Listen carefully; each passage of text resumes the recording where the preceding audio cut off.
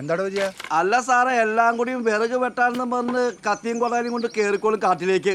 വിറകെടുക്കാൻ പിന്നെ കാട്ടിലല്ലാതെ ലുലു മാള് പോകാൻ പറ്റൂ? എല്ലാം ചുള്ളിന്ന് പറഞ്ഞ് പെട്ടെന്ന് പച്ച വിറകളാണേ. എന്നാ പിന്നെ ഞങ്ങൾക്ക് എല്ലാവർക്കും ഗ്യാസ് കണക്ഷൻ എടുത്താ? അയ്യോ, കൊച്ചമ്മ ഗ്യാസാ കത്തിക്കോ?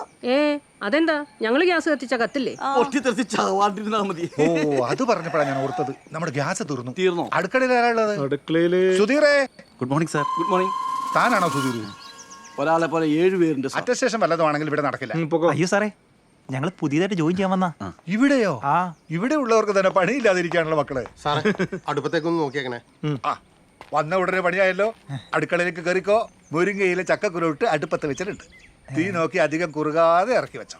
Sir uniform. ഹേയ്, അടുക്കള യൂണിഫോമിന്റെ കാര്യം. ഹലോ സാറേ, ഇവിടെ അക്കരപ്പറമ്പിൽ രഘുവിന്റെ വീടിന്റെ പുറയിലേ ആന ഇറങ്ങിയിട്ടുണ്ട്. അക്കരയിൽ ആന ഇറങ്ങിയിട്ടുണ്ട്. ആനയാണോ വിളിച്ചത്? അല്ല, പ്രസിഡന്റാ. ഹലോ ഹലോ ഹലോ, ഇത്തിരി റേഞ്ചിലെ സ്ഥലത്ത് നിൽക്കണ്ടേ പ്രസിഡന്റ്? എന്റെ പൊന്നു സാറേ, റേഞ്ച് ഉള്ളിടത്തല്ലേ ആന കയറി നിൽക്കുന്നേ. അവിടെ വേറെ ആൾക്കാരാരുല്ലേ? ഇവിടെ ഞാനും ആനയും ഈ തൊഴിലുറപ്പുകാര് പെണ്ണുങ്ങളും അടക്കം 7 പേരുണ്ട് സാറേ. തൊഴിലുറപ്പുകാരുണ്ടല്ലേ? ഓക്കെ ഓക്കെ, ശരി ശരി, ഞാനിപ്പോ വരാം. ഓക്കെ. ഈ നാട്ടിൽ വേറെ എന്തൊക്കെ കാര്യങ്ങളുണ്ട് ജെയിംസേ തനിക്ക് ചൊറിയാൻ? ഞാൻ പറഞ്ഞതാ സാറേ.